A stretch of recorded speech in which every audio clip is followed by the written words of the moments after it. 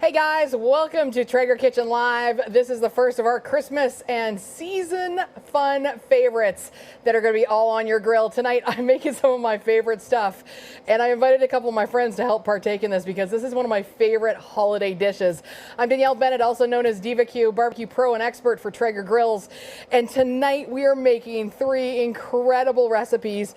Three things that I truly love. We're making lobster tails. Yeah, cold water lobster tails grilled. We're making my famous herb-crusted prime rib. And then we are also going to be making a smoked incredible eggnog.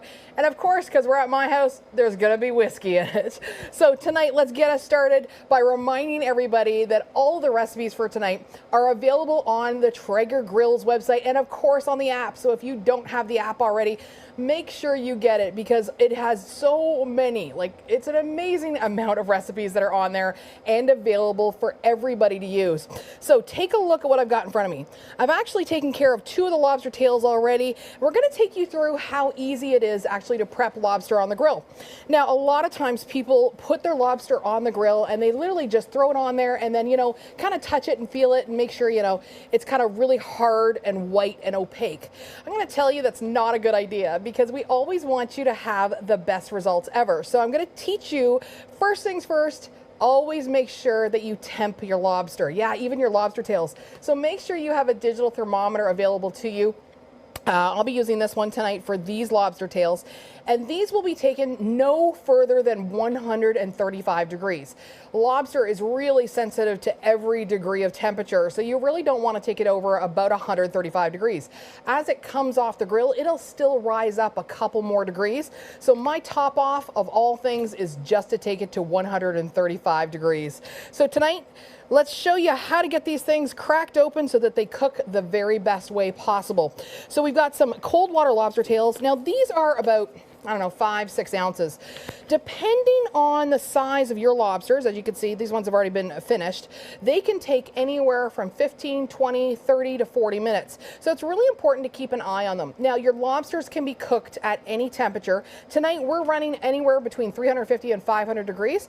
And here's the thing. If you even want to smoke these, you could actually go to 225 degrees. The most important thing, that finished temperature can't go over 135 degrees internal temperature. So we've got our lobster tails. I've got a pair of really sharp scissors. And what you want to do is you want to put the lobster tail in your hand and you want to make a nice slice all the way through the back like that. And it's not hard to do at all. So do that for both your lobster tails. Just like that, nice and simple, all the way down. And then here's a tip for you, okay? I like to grab it like this and just give it a snap. And what that does is it actually makes it a lot easier to get your fingers out right underneath that skin, right underneath that shell. And you literally want to just run your finger right on top of the meat between your finger, the meat, and the shell. And what that'll do is it'll actually release it from the shell and then we can pop it up. The reason we do that is because we want it to take on some of that grilling goodness, of course. And it just takes a mere minute to do that. And then you take your meat and you gently pull it out. And of course for presentation, and we're all about Christmas presentation, you want to lift it up and out and over that shell just like that, okay? Pretty easy to do. Let's do it one more time, okay? We've got our shell. We're going to give it a little crack just like that. Take our finger right in between the shell and the meat. Run your finger right over that meat, just like that. And of course, this is a really lovely indulgence for the Christmas season. So I love, love, love how special lobster is. All right, getting all that meat loosened up, no problem. And then we grab it right out of there and pull it up and over, just like that. So pretty simple to do. Now, from this point, you literally have a whole bunch of opportunities to get flavor in there. What we've done tonight is actually we made a flavored butter, and that's what's in here right now. So I've got a stick of butter, and I started out with unsalted butter. And what I've done is actually I've added in a little bit of garlic, some fresh chopped parsley. I've got some salt. I've got some pepper in there. I've also got a little bit of Old Bay seasoning. a little bit of onion powder. You can add anything you want. Those are kind of like the traditional things. And of course, just a little bit of lemon juice for that acidity. So you want to take about a tablespoon or so, brush that over each one of these beautiful lobster tails before you go to the grill. Okay? And then you want to get these to the grill. Now here's the thing. I actually, if I'm making this exact same meal, I actually don't put these on until my prime rib comes off, because while the prime rib roast is resting for about 20 to 30 minutes, the lobster tails are cooking. So it's really good for timing that way. All right, everybody, let's go to the timberline with these, our 4 beautiful lobster tails. So we've got the timberline running tonight, and I'm running wood-fired pellets. Hickory is my flavor of choice, but of course you can use whatever flavor you like. And we're gonna get these on the grill. We're sizzling. There we go. So we've got all 4 of them laid out. We've got a little bit of real estate in between each. Give that a close, and we'll be checking on those in about 15 to 20 minutes. Now, in the meantime, you want to make sure you keep this butter warm. So I have another grill going at 250 degrees or 225, whatever you've got at your house. We're going to pop that on the grill to keep this nice and warm. Just like that. All right, let's swap out our stuff. And of course, we're taking your questions all night. So Brian, do you have a question for me? What's your lobster tail size preference? Oh, good question. So the question I just got was, what is my lobster tail size preference? I actually always prefer the smaller ones. I think that they're more tender. They are definitely a little bit sweeter. So I don't like the really big lobsters. I never have. I've always liked the size that we've got tonight, those smaller ones. Next question, please. Can you get cold water lobster tails fresh in Florida? All right, so the next question I got was, can I get fresh cold water lobster tails in Florida? So I live here in Central Florida, and actually everything we get, all the cold water lobster tails, they actually come in frozen. So you want to allocate at least a day or 2 in the fridge to thaw them out safely, or you can run them under cold water right before you go to the grill with them. That's about the best way I can recommend. I've never seen them fresh down here, the cold water, but of course you can use a spiny, like, spiny hot water, warm water lobsters as well. So you have to pick whichever one is your preference and go from there. All right, everybody. So we're going to talk about eggnog. Now, eggnog is one of those incredibly decadent cocktail concoctions for the holiday season. And I'm telling you right now, if you've never had homemade from scratch eggnog and you love eggnog, this is the recipe for you. Yes, it takes a couple of days, and yes, it is worth every single step, because remember, we're home, we're trying to make the most of our holidays, we want to spread good cheer to everyone, so make the very best eggnog possible. So here's the tip. First thing you do. All right, and I, of course, did this yesterday. You check that out on my Instagram. Of course, we were smoking a whole bunch of cream and milk. And why do we do that? We want to get all that wood-fired goodness into this. So what we have in here is we have 2 cups of whole organic milk plus 1 cup of heavy cream. So that's 3 cups total. Now, it goes to your grill between 180 and 225 degrees. Now, if, of course, you've got a Traeger grill that has the availability of super smoke on there, I cannot recommend it enough. You really should use super smoke on this, because you're going to get more of that wood-fired flavor. You see, smoke is water soluble. And so the more time this spends on the grill in that smoke, the smokier that cream is going to take on that delicious flavor from the grill. I used hickory for this as well, but of course at your house, you may have a preference for another pellet. Make sure you check out all the options at TraegerGrills.com to see which flavors, would match up the best for your flavor preference. Now, when you get this pan to the grill, it's going to go to the grill for about an hour. Okay, now here's the tip. If you really want that wood-fired flavor in there, every 10 to 15 minutes, come by and give it a little whisk. You're going to notice there's going to be a little bit of a color change, and you may see a little bit of a kind of like a layer on the top that's a little thicker. There's nothing wrong with that. It just means that it's absorbing all that smoke. Now, that is step 1. Once that comes off the grill, it actually needs to chill overnight. So that's what I've got here. I've actually got one that's been chilling overnight, and we're going to start from that step. All right, here we go. So what you want to do is you want to gather all of your ingredients to make this eggnog. So we've got our nice, very cold, very chilled milk and cream mixture. Over here, I've actually gone ahead, because it takes a while to do this, I've got 4 egg yolks mixed with 1/3 of a cup of sugar. The reason we do that is that we want that beautiful, creamy consistency, that rich luxuriousness that eggnog always gives you. So we've got this beautiful, and it's like almost looks like custard if you do it. So it goes into a food mixer, stand mixer preferably. If you want to do this by hand, you go right ahead. I'm sure your trainer would be very happy with you, but it gets really nice and absolutely luxurious. So that is the 4 egg yolks plus 1/3 of a cup of sugar. We then have our egg whites. 4 egg whites mixed with 1 tablespoon of sugar, and I just whisked these. So you can see they've got a soft peak to them. Okay, so we've got egg whites that have been whisked. We've got our egg yolks that are luxurious and creamy. We've got our chilled cream, and then we got a couple more ingredients. Okay, because we're at my house, we've got whiskey because I like whiskey in my eggnog. You don't necessarily have to use this, but I'm just telling you, it really does work. Okay, so I've got a little bit of whiskey, about 3 ounces, 5 if you're having a bad day. Okay, so we've got some whiskey going on, and I've got a little bit of completely all natural vanilla. That's the ingredients for all of this, and then we're going to talk about how we decorate it at the end. So we've got a container here, and we're going to get all of these delicious ingredients whisked up together. So here goes the cream, and by the grace of God, it did not splash all over me. So that's a good start. All right. Got the cream in there with all that delicious milk and that wood-fired goodness. Remember, that's 1 hour between 180 and 225 degrees on super smoke if you've got it available to you, chilled overnight. To this, we're going to add in those beautiful, luxurious egg yolks that we've whisked with that 1/3 of sugar. And you can see how pale yellow they are and absolutely glorious. I love the way they look. We're going to add in a little bit of that whiskey. No, we're going to add all of it in.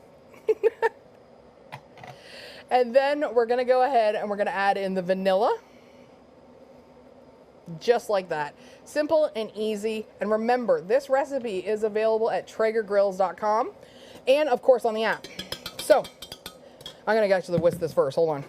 Let's not make a mess. So we're going to get this whisked in. And while we're whisking, we're going to take, a few questions from everybody. So, Brian, what do you got?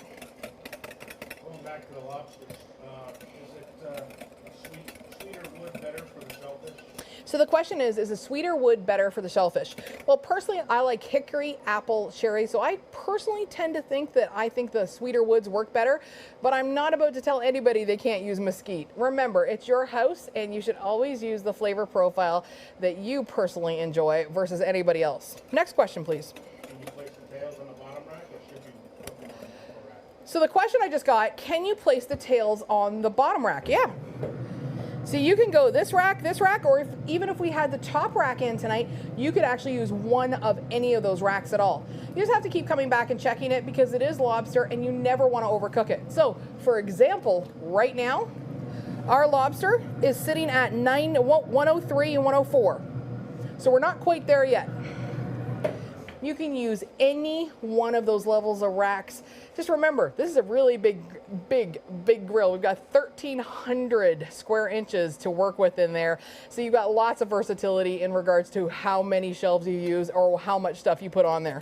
Next question, please. Do you need someone to help sample tonight? So the question is, do I need someone to sample tonight? Well, matter of fact, because this is one of my favorite, and complete meals, we actually designed a dinner party tonight at my house with our designated 6 friends, and they're actually coming over right after TKL tonight because they all can't wait. And they're more excited about the eggnog than anything else because they all love eggnog and they love lobster. Next question, please. Can you add brandy to the eggnog? So the question is, can you add brandy to the eggnog? Oh, honey, you can add anything you want to this eggnog. Personally, because I'm a bourbon and a whiskey girl, those are the 2 things that I would always go to. I will say as well, you can also make a chocolate eggnog. That's a little different too. You can actually add chocolate syrup to this. You can add a whole bunch of different things. You can actually even pour this over ice cream if you actually wanted to make like an eggnog dessert. I've done this quite a few different ways, and I will say that wood-fired goodness just makes it just an incredible next level holiday beverage. All right, so we've whisked in all of those beautiful egg yolks. Get that over to the side. Now we're gonna get in all of these beautiful egg whites now. You can see, we've got the peaks. All right, get that over there. We're gonna get a large spatula to do that with tonight. Traeger orange, of course, for the win. And we're gonna get all of those egg whites in there. There we go. So they're still nice and fluffy because you want that beautiful, luxurious texture. You know, eggnog's not just about the flavor, it's about the texture of the drink as well. So it makes a big difference. Thank you, dear. All right, so you want to go in and you want to carefully fold this over because you don't actually want to lose all the air from this, okay?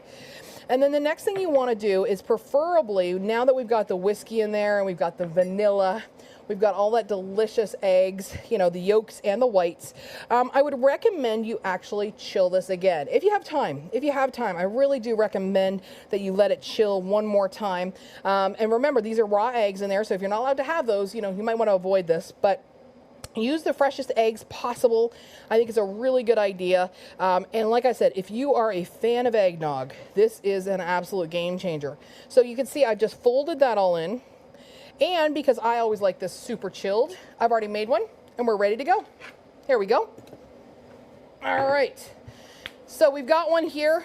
And now you're going to notice that it's going to separate a little bit when you put it in the fridge overnight. So you're going to see a little bit of a difference in color. You've got the lighter fluffy stuff on.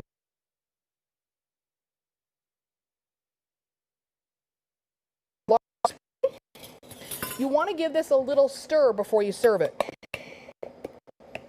So give it a nice stir. I'm telling you, it's so luxuriously rich compared to all the eggnogs you've ever had before.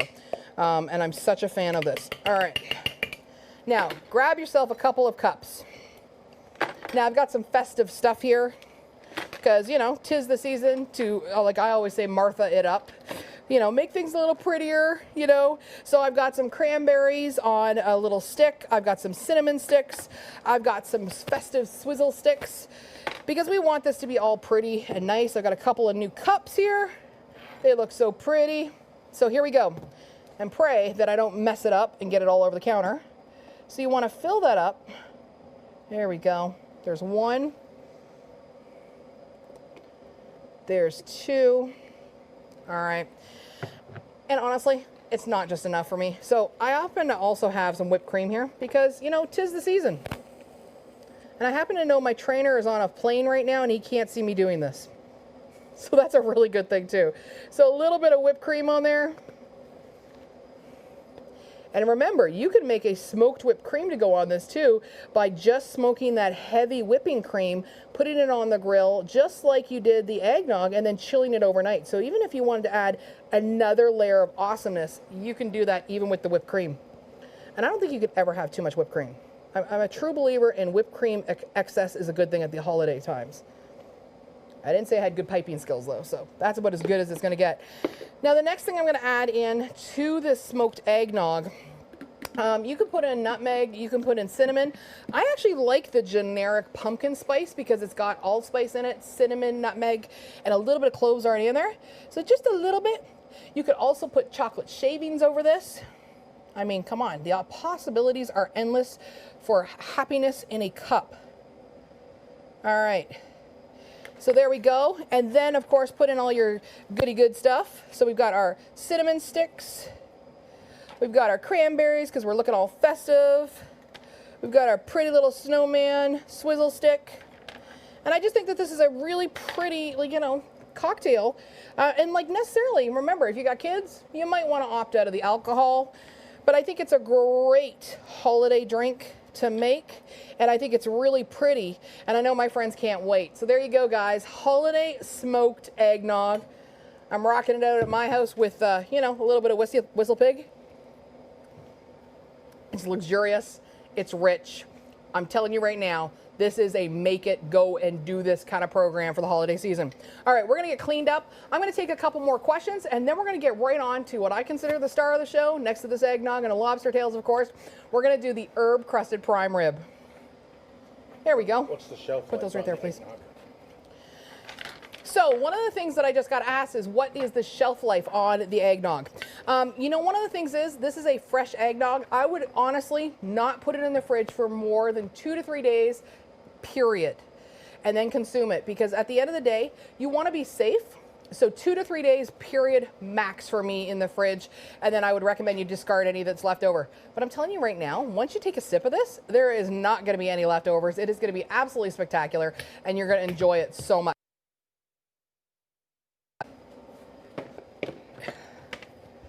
All right, so here we go. I happen to have this gorgeous piece of meat here. Now, starting off with a great, spectacular piece of meat is always a good place to begin any holiday dinner. So this one happens to be from Snake River Farms, our lovely partners there. It is a beautiful 3-bone-in Snake River Farms prime rib. Gorgeous little fat cap on this. And now let's take you through what we're going to do to this beautiful piece of meat and get this to an elevated status of an herb-crusted prime rib roast on the Traeger grill. Brian, you got a question for me?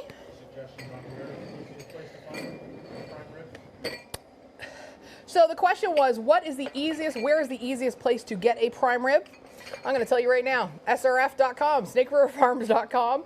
That's always a great place to shop from. I mean, it's easy to access and it's easy to find. So yeah, that would be my absolute suggestion. Now, while we just brought over the prime rib, I'm going to give our little lobster tails a check on temperature. We don't want those to overcook, so we're going to give those a little check. I'm going to get this little corner wiped off. We got some eggnog sitting there. Give our beautiful lobster tails a check because we don't want to overcook those. Grabbing my digital thermometer, going to the timberline. All right, so let's see where we're at. We're sitting at 124, 125, 130. We're almost done, everybody. So we're sitting at right about 125 to 131. We're keeping an eye on them. Now let's get on to this beautiful prime rib. Now, I'm gonna put that over to the side. I'm gonna show you the easiest herb crust ever. I'm telling you right now, the reason I keep making this over and over again, it's from my cookbook, it's on the Traeger Grills website, and the reason I keep making it over and over, it is just so darn easy to make. How it happened was that I actually opened up my fridge, and this is the stuff that was in my fridge, and I made this recipe about 10 years ago. So we've got parsley, I've got some fresh rosemary, I've got minced garlic, Dijon mustard, I've got some great olive oil, some salt, and some black pepper. Now, if you want it a little spicier, you could add in red pepper flakes. You could also add in a tablespoon or 2 of anchovy paste for an umami bomb. You could also add in a little bit of Worcestershire sauce if you want. The possibilities are endless, but basically you need the mustard to emulsify everything with the oil. And of course, garlic, salt, pepper, herbs is always a great base to go from. So, food processor, because we're gonna work smarter, not harder. Now, we've got our beautiful food processor. We've got a little bit of oil. We're gonna dump that in. We're gonna dump in the salt. We're gonna dump in the pepper. See, this is so easy, it's ridiculous, okay? We're gonna add in the garlic. We're gonna add in the parsley. We're gonna add in the rosemary. Now, another thing, what if you don't like parsley or rosemary? Then you know what? You should probably use the herbs you like. A fresh oregano works great in this. Fresh thyme works great. Summer savory works great. Lots of good options out there. And then the last thing we're going to add in is we're going to put in that little bit of Dijon mustard. And that Dijon mustard is an emulsifier, so it's going to bring everybody to the party. All right, get this all covered up. All right, and I'm going to grab a glove because it's going to get messy here. So, give it a couple pulses. And then you're going to want to also scrape down the sides. So give it a run for just a little bit. I think that looks pretty good. So you can see it. Oh, how about I get a glove that fits? I think I took from the too small box off. Brian, you got a question while I'm waiting? Yes, what's your suggestion on a portable meat thermometer? My question is, what kind of meat thermometer do I like? I am a huge fan of the Thermapen MK4. It has been my go-to thermometer for years. And it's reliable, and I've been using it for years and years and years. So I think that that's a good endorsement. I said, if you can use a thermometer year after year, yeah, I like Thermapens. They're my favorite. So we're gonna scrape down those sides, getting all of that goodness in there. Close that up, just like that. Give it another couple pulses. That's it, we're done. All right, We're gonna get this tray or these dishes over here. And let's talk about how we are going to present this beautiful roast. So here's the thing. You could just, you know, coat this up and throw it on the grill and be done with it. Or because it's Christmas and you want a better presentation, a bigger presentation, I'm gonna show you what I do. So I'm gonna grab another glove and hopefully I can get that one on. Question, Brian? Sure. What was the temp of the grill for the lobster tails? So right now you can run the grill anywhere from 350 to 500 degrees for the lobster tails. And remember, all of the recipes for tonight are available at TraegerGrills.com. So remember, if you don't get a temperature or if you miss an ingredient, you can always get the recipe from there. And remember, there are so many different categories, everything from game meats outside to cocktails to seasonal favorites. And of course, you've got the categories. You've got lots of pitmaster videos on there as well. You've got traditional barbecue. You've got the roasting, the grilling, and of course the baking as well available to you on the website. So make sure you check that out. I can't emphasize that enough because, you know, we're going into the holiday season and you want it to be deliciously flavorful. So next question, please, sir. What can you use as an alternative to mustard? Wow, that's a new one. So the question is, what can you use as an alternative to mustard? You know what? I got nothing. I always use mustard. I use either Dijon mustard or spicy brown mustard. I mean, heck, you could always try mayonnaise, a store-bought commercial mayonnaise, but typically that's not going to give you a lot of flavor either. So the mustard is my #1 choice by far. Next question, please, sir. What will the temp on the grill be for the prime rib? Okay. So when it comes to going to the grill with this gorgeous piece of meat, and like, look at this. This is a beautiful, look at all that marbling. I mean, it's just so pretty with all that marbling. So you can cook prime rib a whole bunch of different ways. You see, there's actually no one right way to cook a prime rib. If you want a wood-fired flavor, go low and slow, 180 to 225 degrees. If you want to just get it done, you just want a roasted piece of meat, you can go 350 to 500 degrees, anywhere in there. The most important thing is, you keep an eye on the temperature, okay? And also your finished temperature shouldn't exceed the temperature at which you like a steak at. So for me, that's usually about 120 to 130 degrees, somewhere in there. Probably, in all honesty, a lot closer to 120 for me personally. So you can do it low and slow. Today, I'm running the grill at 250 degrees, and I'm using hickory wood. Once again, you can use any wood you like, whether you like mesquite or hickory or cherry, or heck, why don't you even try a combination of those two things? And that way you can even try a flavor combo maybe you've never thought of before, like mesquite and oak or mesquite and cherry. And then once again, I'm running the grill at 250 degrees, but you, of course, can run it a lower or even higher if you want, just that finished temperature. Now, when it comes to temping your meat, because this is a sizable roast, you may want to actually use a digital thermometer that comes on your Traeger grill. So I have one here that's out of the grill right now. Basically what happens is that this actually gets plugged into the grill, and if you've got one of our Wi-Fi enabled grills, you can actually see the temperature and adjust accordingly the temperature of the grill on your phone. It's an incredible capability. So this probe, though, really important, has to reach that center section. You don't want to touch bone with this ever on any piece of meat, and you basically want to insert it right down about the middle. So if you could take a look right here, you can measure it with your hand. You're going to go down about 2.5 inches. So just pinch it there and put it there. Okay, and you can do that, of course, after you've slathered it, but that'll give you an idea of literally the temperature, and of course then that gets plugged into the grill, and then you can monitor the temperature on your phone.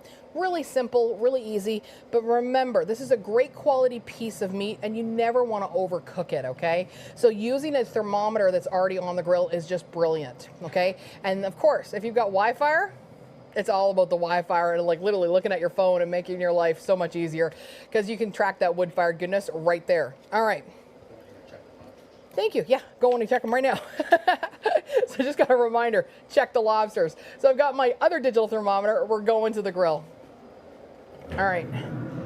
So I got gloves on, so I'm going to have to use tongs, but I'm pretty sure these are probably done now. We're sitting at 132, 33, 34. Are we going to get to 135? There we go. 36, 140. Oh, a couple degrees over on that one. All right. I'm going to grab a tray and the tongs because I've already touched this with hands at this point. So I'm going to grab my little tray down here. I'm going to grab my tongs because I've already touched raw meat with these, so I really don't want to do that with the meat. I'm going to grab my lobster tails out of here. And we're gonna put them over to the side for now. What? Lost my meat. Woo, tender goodness. Hey, Bri, can you fix that? Thanks, buddy. There we go. Tongs to the rescue always. All right, so getting back to our prime rib, it's time to trim this beautiful piece of meat up. So my bones are partially Frenched out, and Frenching just means that the bones get exposed. A lot of times the meat will come up into a V formation right over those bones. These ones have already been cut and trimmed. So I'm gonna grab a trim knife. I've got just a regular boning knife here now. On the bottom of this, I'm actually gonna shave off just a little bit, just a tiny bit. Don't throw this out. You can use this for a stir fry. Okay, so I'm not gonna waste it or anything. The reason is that I actually want this to stand up on the grill. Because for me, it's all about that holiday presentation. You know, a lot of times we lay this meat down flat. I'm gonna stand it up just to make a nicer presentation. I'm also gonna trim out a little more of this surface fat. And the reason is that we've got this beautiful herb crust there, and I actually want it to stick to the meat. So grab your boning knife. It's nice and sharp. You just wanna shave off a little bit of that fat. I know some of my friends are freaking out because they love beef fat. So I'm just taking off a little bit. I'm not taking off all of it, just a little bit more, so we can get a little more of that herb crust to stick right to the very top of that. And once again, that meat has been Frenched back from the bones, and we've got the bones nicely exposed. I'm just pushing down in between them because I really do love that exposure of the bone for a holiday meal presentation. And we've literally just trimmed off a little bit of that fat on the top there, a little more on the side. There we go. Seriously, that's it. The butcher had already done most of the work for me on this one. It's really good to have a good butcher, right? Snake River Farms to the rescue on this one. All right, now this gets to be herb crusted. Grab your food processor. Watch your blade in there. Okay. Might be a good idea to get the kids involved at this point. Get a little messy, because all you want to do is you want to grab that herb crust. You want to slather it all over the place. It's festive and it's fun, and it is uber flavorful, like so flavorful. Once again, the recipe is at TraegerGrills.com. This is one of our most popular seasonal recipes for herb crusted prime rib. As you can see, super easy. Now, here's the important thing. Next up, you don't want to put this to the grill right away. I'm going to give you a tip. If you can at all, put this in the fridge overnight uncovered, okay? Minimum of 4 hours though, at least. The reason is that we want all that salt and that pepper and the garlic and that herb goodness to seep into the meat a little bit, okay? And we want to give it as much opportunity to get that flavor bomb goodness right inside. So as you can see, I'm coating all the sides.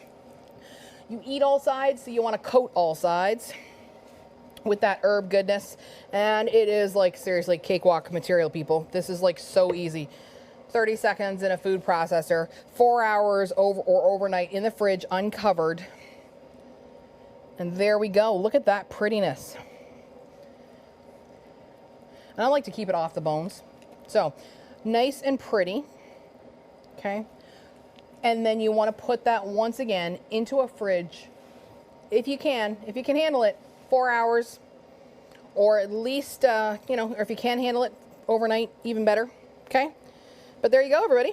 Herb crusted prime rib. I'm gonna pass this off. We're gonna wipe down the counters. And of course, through the magic of me doing it earlier today, we've got one cooked already. Thanks, Bri. And we'll take questions from Brian.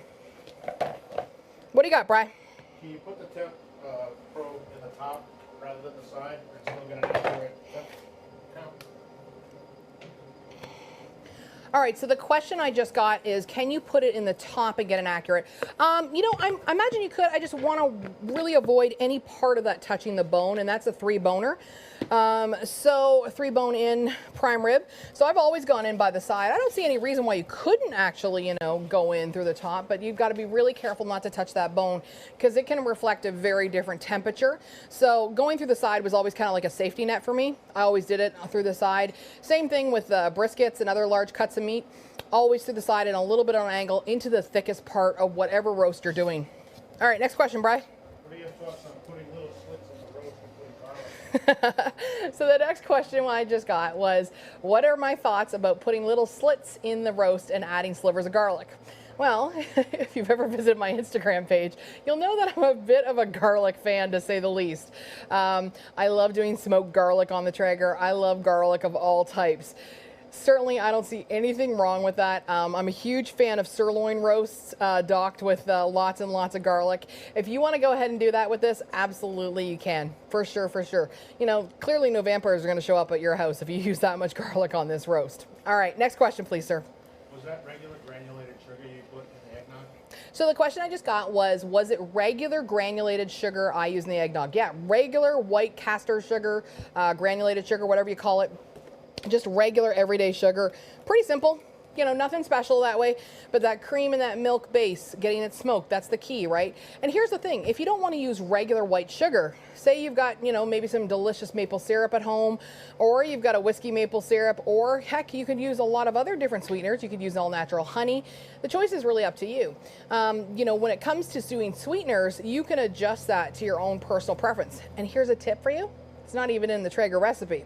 You know what's really good in that recipe? Traeger smoked simple syrup.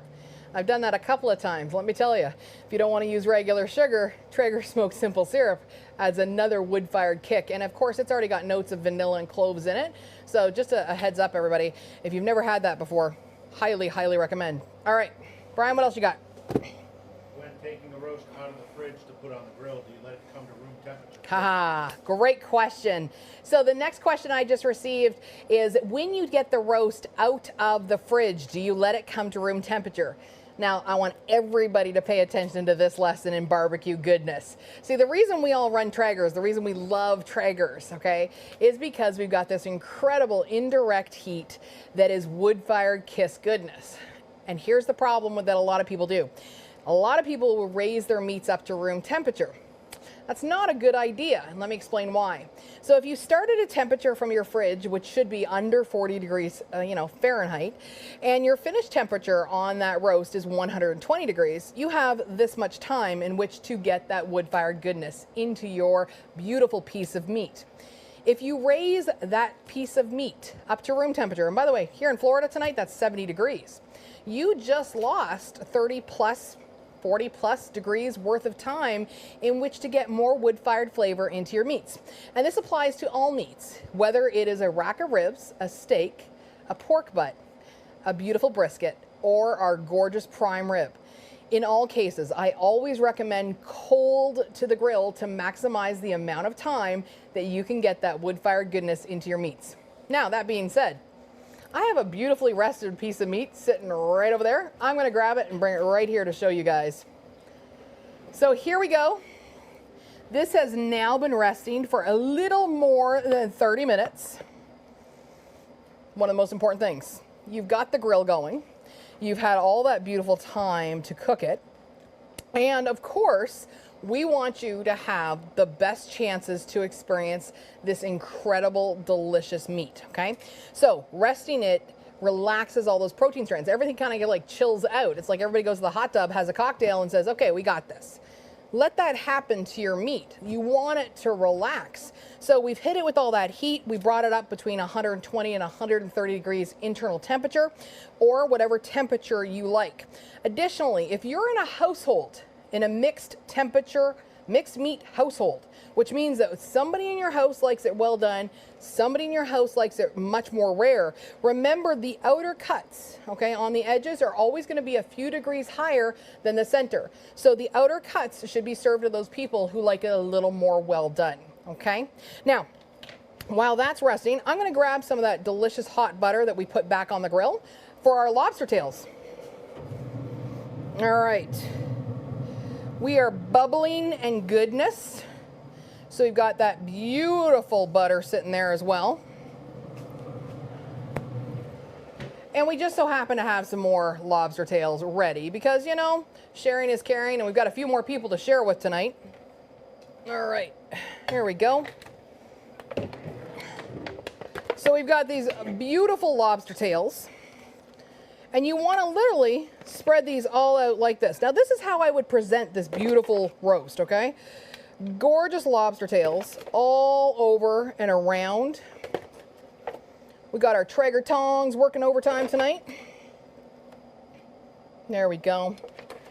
including the one that flipped right off the grill, which is great. So there would be how I would serve this for a whole family. But wait, you have to do one thing before you serve this. You have to spoon more of this delicious butter and serve a little butter on the side. So take some of that delicious flavored butter, pour it all over your incredible lobster tails right before you serve this. And you can see we got the festive thing going tonight. We've got our beautiful rosemary and cranberry, so we're looking all festive and pretty because of course this is the holidays. You want to make the most out of it. So get all of these shellacked up with this incredible, I love this butter because it's so much better than just regular butter. That garlic in there and the parsley, a little bit of smoked paprika is in there, all those delicious flavors. So there you go. That's how you serve it. Now, next up, everybody gets to see how pretty that is. Look at that. We are jamming out some gorgeous prime rib and lobster tails tonight. Now, let's talk about how to cut a prime rib. Brian, what do you got for questions? What's your preference on a rest time for the prime rib? So the question is what my preference is on rest time. Personally, 20 to 30 to 40 minutes. Basically, it should be about 5 minutes per pound is what I kind of aim for when it comes to rest. Typically, when it comes to cooking this roast at 250 degrees, you're talking about 18 to 20 minutes per pound approximately in there. And it really does depend on the grade of meat because the more marbling you have, it'll affect it if the meat's more dense. Some prime rib roasts are really kind of loose feeling and they may cook a lot faster. Some feel a little bit more dense. In all cases, make sure you use that digital thermometer that comes on the grill to enable you to have barbecue success every single time. So we're gonna grab a cutting board. There we go. We're gonna grab a knife. Oh, not that one. How about a knife I can use? All right. So I've got my chef's knife. I've got a cutting board, and let's talk about how to cut a prime rib and serve it. So now you've seen the presentation side. Look at how pretty that is. Brian, you got a question for me? What's your preference on pellets for the prime rib? My preference for pellets on prime rib is always going to be hickory, mesquite, oak. I love the big game blend. I love mixing cherry and hickory together as well. Tonight I ran all hickory. Next question, please, sir.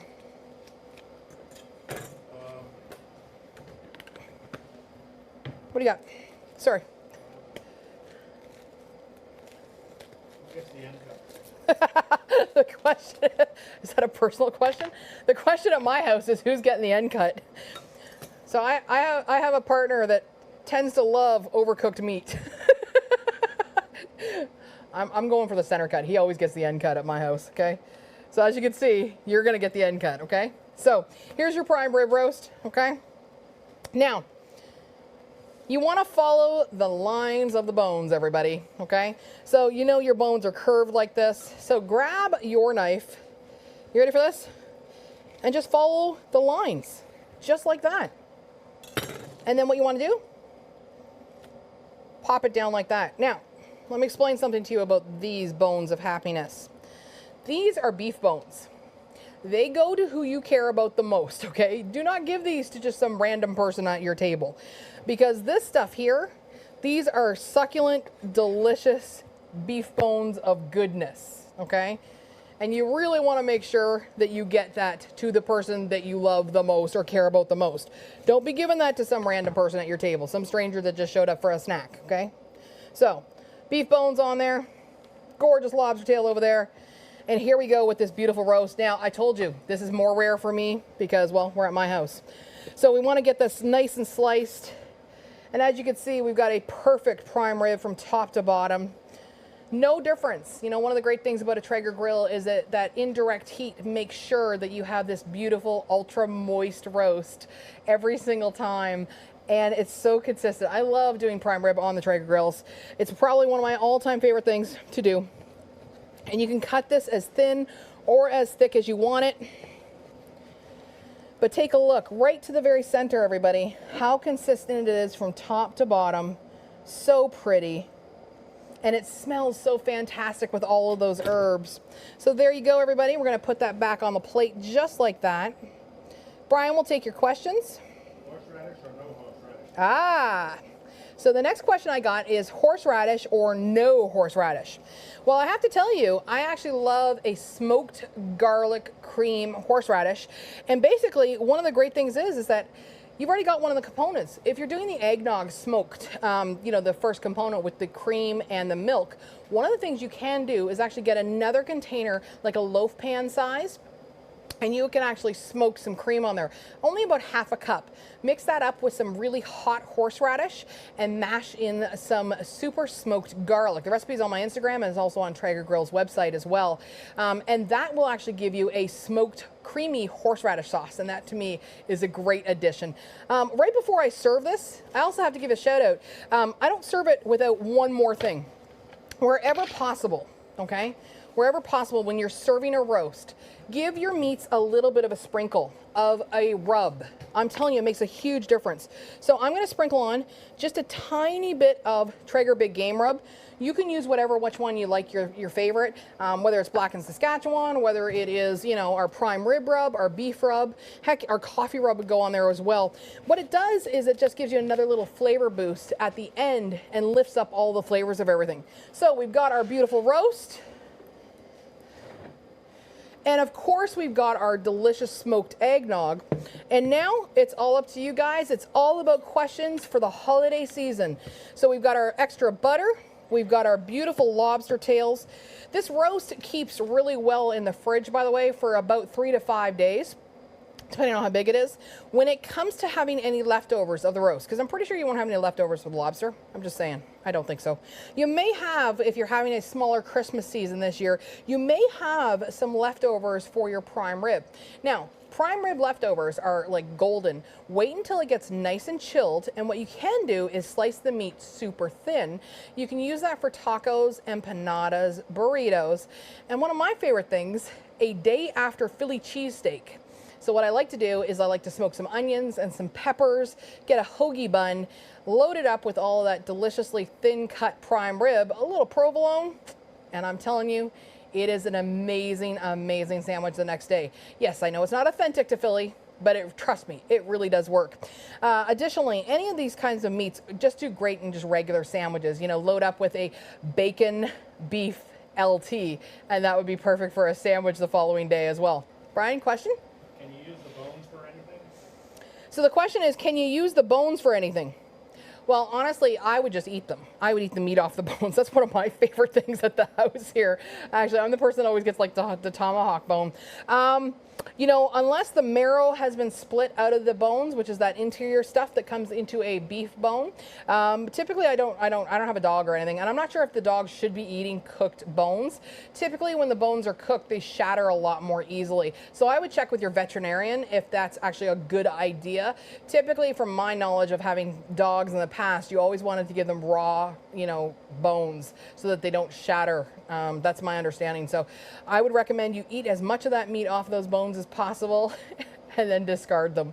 Brian? Would you tin foil the bones while smoking the prime rib?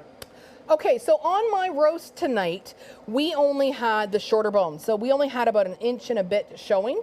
So one of the things is that if you had like the longer bones, like the more like the presentation style for a tomahawk or, you know, a longer bone style, I would recommend that. I think that honestly wrapping them in foil would be a very good idea.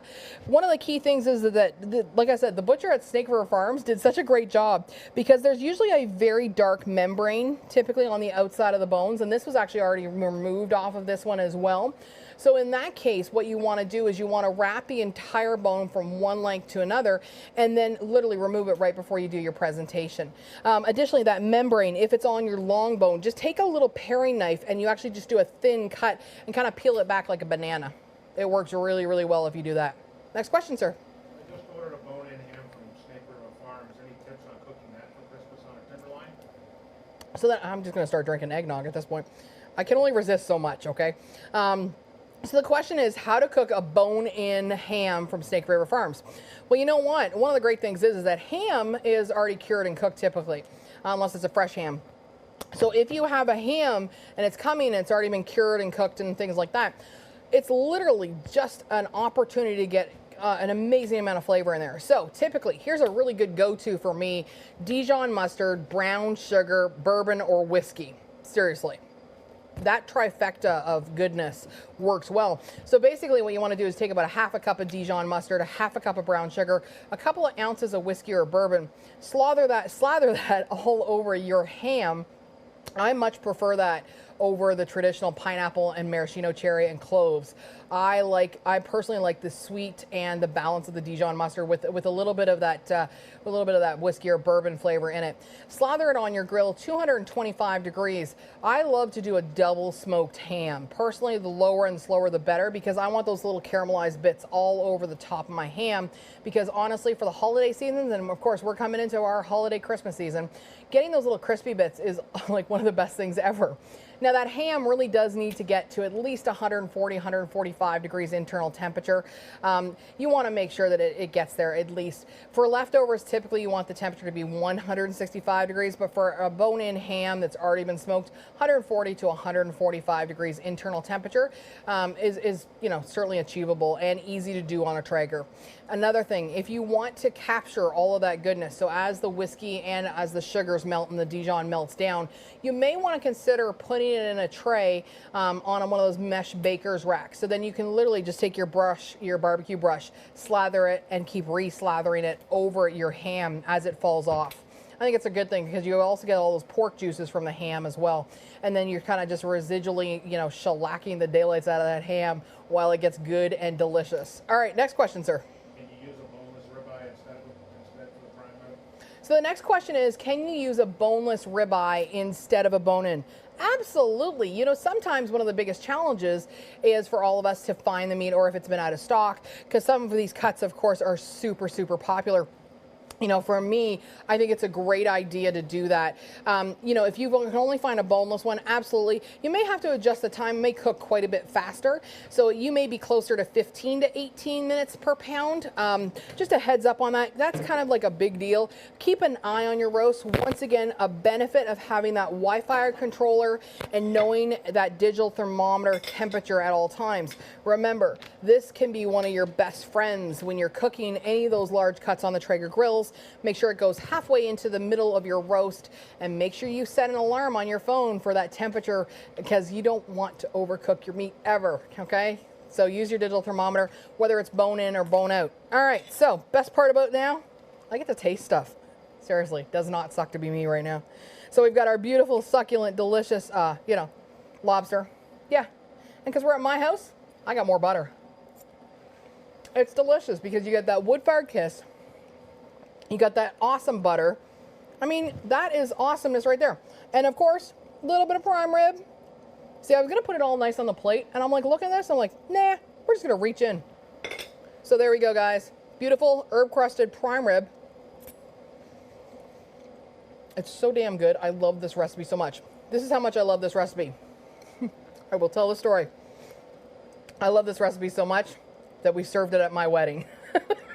That's how much I love this recipe. That's it, guys. We're all done for tonight. Remember, in about 15 minutes or so, I'll meet you live on Instagram. Yeah, on the Traeger Grills stories. I'll be joined with Chad Ward, and we're gonna be talking about all of the recipes for tonight. And if you have more questions, make sure you join us on that Instagram for all of the recipes for our holiday season. Remember, you've got cocktails, you've got your meats, your vegetables. By the way, we're counting the butter and the rosemary as the vegetable tonight. For all of these things, you can head to TraegerGrills.com. Take a look at the individual categories. Spend some time on the website or the app on your phone exploring all the good things we've got going on. We've also got Traeger shop classes for the month of December coming up. So you've got different instructors. So we've got beef tenderloin, we've got turkey again. We've got a whole bunch of opportunities for you to learn, and they're literally private tables. So that means we're in a smaller setting on Zoom, and it's awesome to be able to have that interaction with all the students. So make sure you check that out, TraegerGrills.com, and then of course Traeger Grills shop class for all the interesting stuff you need. All right, you got one more question? I can see he's going like this in the background. Okay, what do you got? How many people will this feed? How many people will this feed? Yeah. So the question is, how many people will this feed? Well, it depends on how hungry they are. Here's the thing. Typically it's 1 lobster tail and 3 to 4 ounces of meat off the bone per person with side dishes. So And that's, by the way, not including football players. So if you invite the football players over to your house to eat, double the meat, double all of the meat, or any big pro athletes. Trust me, they're going to need 8 to 12 ounces at least per person.